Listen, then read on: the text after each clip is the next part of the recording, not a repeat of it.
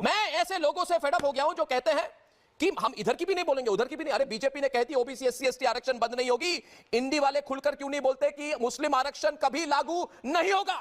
आप इनको बोलिए ना। एक मुसलमान होने के नाते सख्त आपत्ति करता हूं कि उन्होंने कहा इस्लाम में जाते हैं। इस्लाम ये मानता है कि पूरे मुसलमान एक कौम है, एक थाली में खाना खाते हैं, तो इसीलिए क्लास वर्गीफिकेशन होना ये अलग बात है। मुस्लिमों में जाति है, इसके लिए इनको माफी मांगनी चाहिए। मुस्लिम समाज का अपमान किया है इन्होंने, इस्लाम का अपमान। रत्नाकर त्रिपाठी, वाराणसी जहां से आप आते हैं, लोगों को पता नहीं है कि कांग्रेस पार्टी की मुस्लिम लीग के साथ किस तरह से मिली भगत है, अलायंस है, इसको छुपाना क्यों? दूसरी बात देखिए, खुलकर बात हो जाए भारत में, खुलकर बात हो जाए भारत में, मुस्लिम आरक्षण हो रही है कि नहीं हो रही है, और अगर नहीं हो रही है तो बोल दीजिए। और आपको लग रहा है कि मुस्लिम आरक्षण करके आप हिंदुओं का वोट लेंगे, तो मैं देखना चाहता हूं कितने हिंदू वोट करेंगे। ये हमारे कहा कि मुसलमानों में जाति होती है, आपने पूछा मुझसे, इस्लाम में आपने मेरी तरफ इशारा कन्विंस हो जाती है। मैं बता रहा हूं आप कन्विंस गलत है। इस्लाम में जाति का कंसेप्ट ही नहीं है, पूरी दुनिया में कई जाति नहीं। इस्लाम में सिर्फ दो ही फिरके हैं, एक शिया है और एक सुन्नी है। उसके अलावा बाकी सारे जो आपको नजर आते हैं ये ड्रामा हिंदुस्तान में है। यहाँ पसमानदा है, यहाँ अंसारी है, यहाँ शेख है, यहाँ कुरैशी है। जो कन्वर्ट अपर क्लास से हुए वो कुरैशी सैयद हो गए, जो नीचे के हुए वो अंसारी हो गए। तो चलिए शुरू करते हैं। एक तरह से मैंने भी इस चीज की एनालिसिस की है कि वोटर टर्नआउट थोड़ी 3-4% कम क्यों थी। तो अगर आप सीधा गणित इसका देखें तो जिस सीट पर कांटे की टक्कर है, where there is a strong competition, बहुत ज्यादा स्ट्रांग कंपटीशन है देश भर में, वो तमिलनाडु में हो, वो बिहार में हो, वहां पे वोटिंग बढ़ी है। और जहां बीजेपी कैंडिडेट स्ट्रांग है, यानी कि देखा जा रहा है कि एक तरह से इतने स्ट्रांग है कि टक्कर नहीं है, वहां पे परसेंटेज घटी है। इससे एक ही अंडरस्टैंडिंग हो सकती है कि जो 400 पार का नारा हुआ है उससे शायद ऑपोजिशन का वोटर इतना मतलब डिप्रेस्ड हो गया है कि वो कहे कि एक तरफा इलेक्शन में निकलने की जरूरत नहीं है। और उसके बाद जब मोबिलाइजेशन हुई, और बात ये भी चली है कि आरएसएस दूसरे तीसरे चरण के बाद बहुत इन्वॉल्व हो गई है मोबिलाइजेशन में, क्योंकि फर्स्ट फेज में कम थी, तो उसके बाद नंबर्स और बढ़े हैं। क्या आप मेरे एनालिसिस से सहमत हैं? ओमकारेश्वर बिल्कुल असहमत हूँ जी। देखिए आंकड़े बताते हैं, मैं आंकड़ों की बात करूंगा जी। न कांग्रेस की न भाजपा की, मुझे उससे कोई मतलब नहीं कि कौन जीतता है, क्योंकि 4 को रिजल्ट आ जाएंगे। एज ए जर्नलिस्ट मेरा मकसद ये है कि मैं सच सामने आपके रखूं, और वो भी आपके चैनल पे आया हूं तो मेरी जिम्मेवारी ज्यादा बढ़ जाती है। 1999 में जब 60% मतदान हुआ था तो बीजेपी की 182 सीटें थी और कांग्रेस की 114 सीटें थी। 2004 में 2%, 3%, 2% मात्र कम हुआ था, 58% का मतदान था, तो बीजेपी की सीटें घट के 138 आई थी और कांग्रेस की 145 हो गई थी।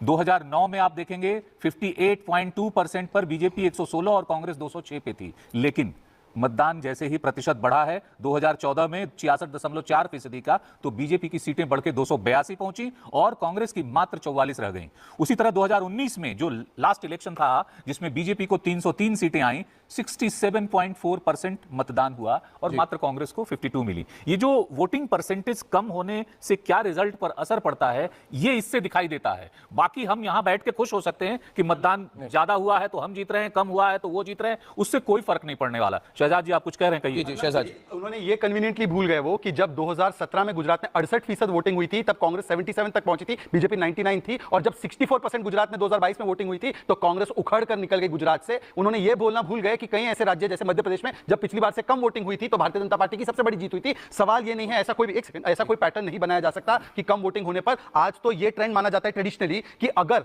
सरकार को निकालना है, जो बनी हुई सरकार को निकालना है, तब ज्यादा वोट आना चाहिए, जैसे 2014 में आया। पर आज की स्थिति यह है कि आपके वोटर घर बैठ गए हैं, जो कार्डर बेस पार्टी उसके वोटर निकल रहे। दूसरी बात, इन्होंने कहा कि खिचड़ी सरकार कहां बना रहे हैं हम, खिचड़ी सरकार कहां है? मुझे बताइए, बंगाल में अलायंस है क्या?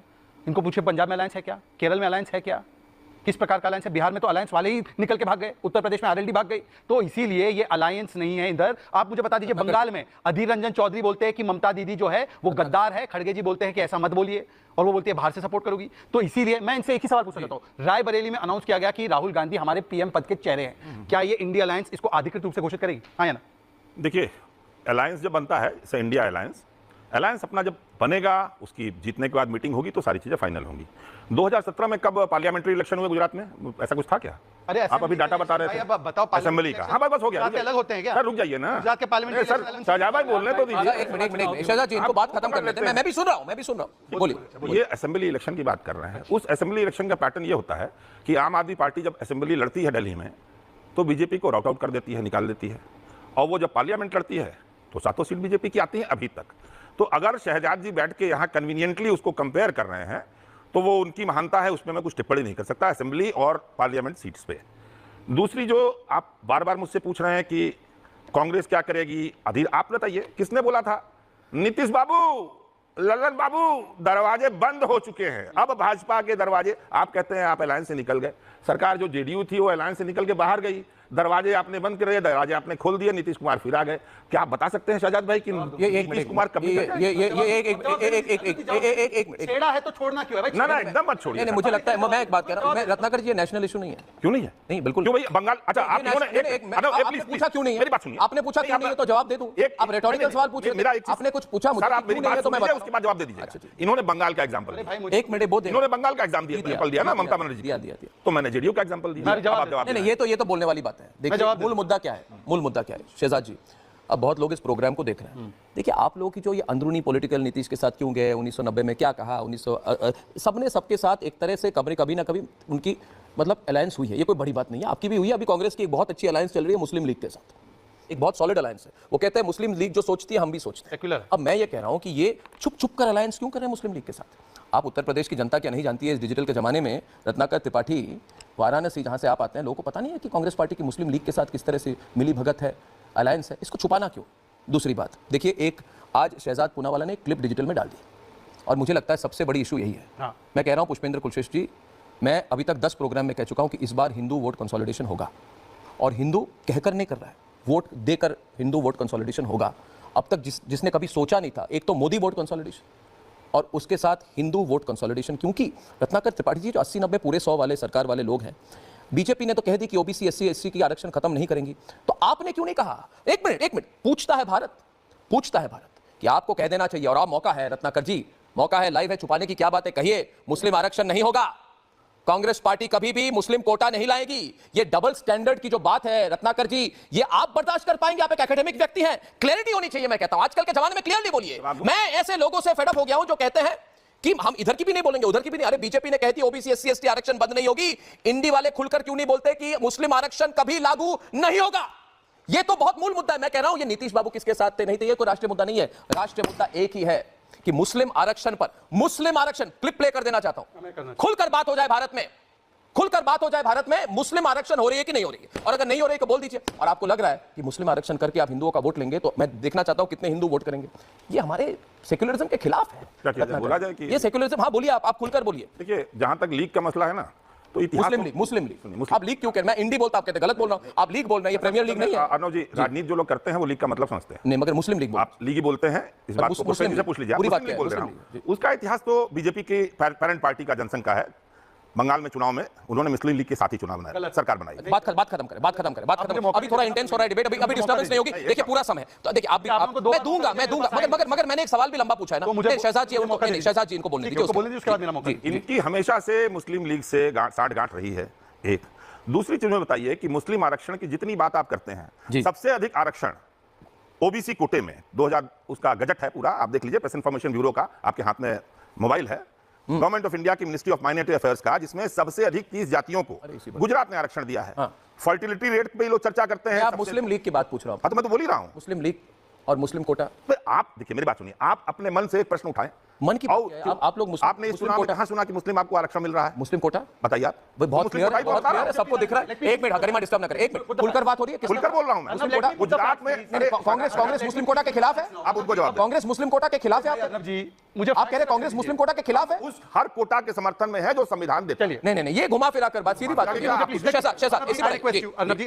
फर्स्ट ऑफ ऑल, कोई भी भारतीय जनता पार्टी का कभी मुस्लिम लीग के साथ कोई भी जुड़ाव नहीं रहा। बीच में नहीं बोलिए, बीच में मत बोलिए। वो अलायंस, एक सेकंड प्लीज, मैंने आपके बीच में नहीं बोला, वो अलायंस बाय द वे प्रजा कृषक पार्टी के साथ था, वो अलायंस मुस्लिम लीग के साथ नहीं था। सुन लीजिए, आप बीच में नहीं। Arnav ji please, Arnav ji let me complete. आप डायरेक्टली बोलिए, इनको बोलिए ना, eye to eye contact maintain करके बोलिए। Let me speak. दूसरी बात, लालू प्रसाद यादव को साफ साफ पूछा गया ओबीसी SC कोटे में से मुस्लिम को मिलना चाहिए, उन्होंने बोला पूरा मुस्लिम मिलना चाहिए।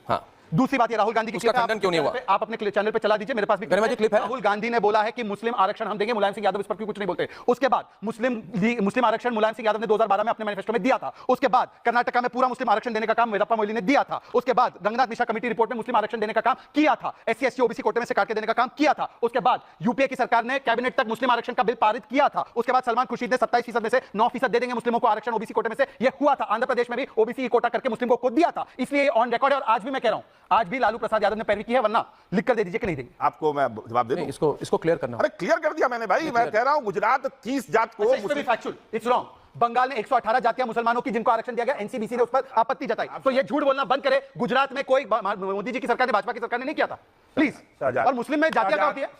मुस्लिम में जातियां क्या होती है? शहजाद मुस्लिम में जातियां होती है? पुष्पेंद्र जी 1 वर्सेस 1 टक्कर।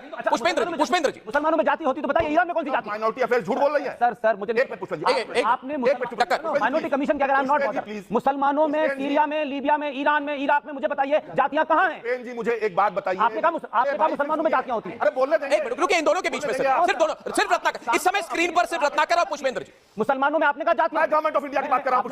मुसलमान रुक जाइए ना, अब इन दोनों क्या करती नहीं करती? I'm least bothered। Government of India की मैं गवर्नमेंट ऑफ इंडिया की बात ही नहीं कर रहा। गवर्नमेंट ऑफ इंडिया की बात नहीं कर रहा। आपने कहा मुसलमान इस्लाम में, बोलने तो मैं बोलूंगा। आपने गलत बोला। बोले एक दूसरे। अच्छा मैं एक मिनट आप बोले रत्नाकर जी, उसके बाद मैं आ रहा हूं आपके पास सीधे। आपने ये कहा कि मुसलमानों में जातियां होती हैं। आपने पूछा मुझसे इस्लाम में, आपने मेरी तरफ इशारा किया। कन्विंस हो जाती है। मैं बता रहा हूं आप कन्विंस गलत है। इस्लाम में जाति का कांसेप्ट ही नहीं है। पूरी दुनिया में कई जाति नहीं। इस्लाम में सिर्फ 2 ही फिरके हैं, एक शिया है और एक सुन्नी है। उसके अलावा बाकी सारे जो आपको नजर आते हैं, ये ड्रामा हिंदुस्तान में है। यहाँ पसमानदा है, यहाँ अंसारी है, यहाँ शेख है, यहाँ कुरैशी है। जो कन्वर्ट अपर क्लास से हुए वो कुरैशी सैयद हो गए, जो नीचे के हुए वो अंसारी हो गए। तो उसमें जाति नहीं है। इस्लाम में जाति नहीं है, इस्लाम की थ्योरी के खिलाफ। बोलने तो मुझे रत्नाकर जी मैं आपको एक बात, आप ही बोलेंगे। नहीं एक ही बात बोलेंगे। इंसल्टिंग इस्लाम।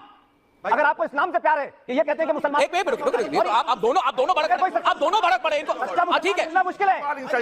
एक मिनट 2 वर्सेस 1। शहजाद पूनावाला है मुसलमान मुझे बोलने दीजिए। मुसलमान मिलना मुश्किल है। मेरे जैसे पसमानदा मुसलमान डिबेट पे होता तो आपको खड़ा कर देता। बोलिए। आप इस्लाम की इंसल्ट कर रहे हैं। मुसलमान होने का क्या बात कर रहे हैं? मुझे बोलने दीजिए ना। आप इनको बोलिए ना। एक मुसलमान होने के नाते सख्त आपत्ति करता हूं कि उन्होंने कहा इस्लाम में जातियां। इस्लाम ये मानता है कि पूरे मुसलमान एक कौम है, एक थाली में खाना खाते हैं। तो इसीलिए क्लास वर्गीफिकेशन होना ये अलग बात है। मुस्लिमों में जाति है, इसके लिए इनको माफी मांगनी चाहिए। मुस्लिम समाज का अपमान किया है इन्होंने। पूरी दुनिया में इस्लाम का अपमान